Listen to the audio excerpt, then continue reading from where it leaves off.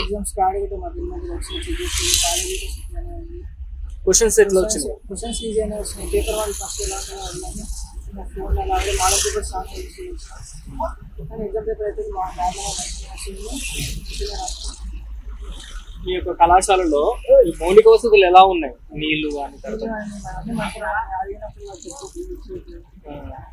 Toilets సౌకర్యం తర్వాత మళ్ళీ నెక్స్ట్ ఎగ్జామ్ ఎప్పుడు? Next exam first English exam. ఏమైనా సమస్యలు ఉన్నాయా ఎగ్జామ్ సెంటర్లో?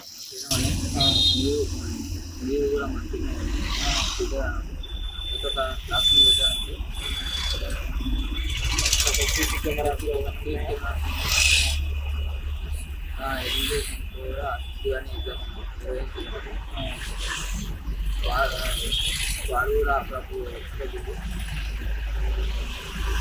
పేరు మహేష్ మేము మహబూబ్నగర్ జిల్లా.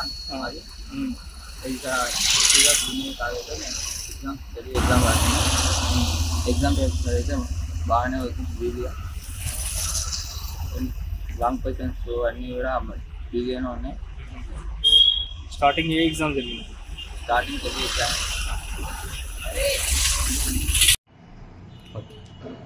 మహబూబ్నగర్ జిల్లా వ్యాప్తంగా ఉన్నటువంటి 33 సెంటర్లలో ఇంటర్మీడియట్ ప్రథమ సంవత్సర పరీక్షలు ప్రశాంతంగా ప్రారంభమయ్యాయి.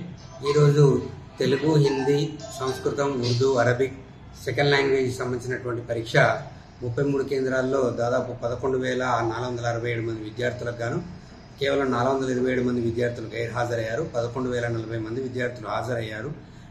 విద్యార్థులకు కావాల్సినటువంటి అన్ని సౌకర్యాలు పరీక్షా కేంద్రాల్లో ఏర్పాటు చేయడం జరిగింది. పరీక్షలు జరుగుతున్నటువంటి తీరుతెన్నులను పరిశీలించడం కోసం జిల్లా కలెక్టర్ గారి ఆధ్వర్యంలో ప్రతి కేంద్రానికి ప్రత్యేక అబ్జర్వర్లను కూడా అపాయింట్ చేయడం జరిగింది.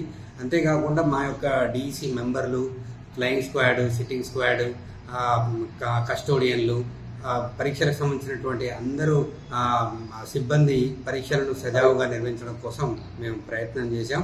అంతేకాకుండా మొదటి రోజు పరీక్ష ఎక్కడ కూడా అవాంఛనీయమైనటువంటి సంఘటనలు జరగకుండా 144 సెక్షన్ విధించడం, ప్రశ్నాపత్రాలు పోలీస్ స్టేషన్ నుండి సెంటర్కు తరలించడం కానీ, సెంటర్ నుండి ఆన్సర్ బండిల్స్ పోస్ట్ ఆఫీస్కి తరలించడం కానీ, ఇవన్నీ గట్టి సెక్యూరిటీ బందోబస్తుల మధ్య పరీక్ష నిర్వహించాం. మొదటి రోజు పరీక్ష మహబూబ్నగర్ జిల్లాలో ప్రశాంతంగా నిర్వహించబడిందని చెప్పి తెలియజేస్తున్నాం. Thank you. ఎవరు కాలేదు సార్, నో మాల్ ప్రాక్టీస్.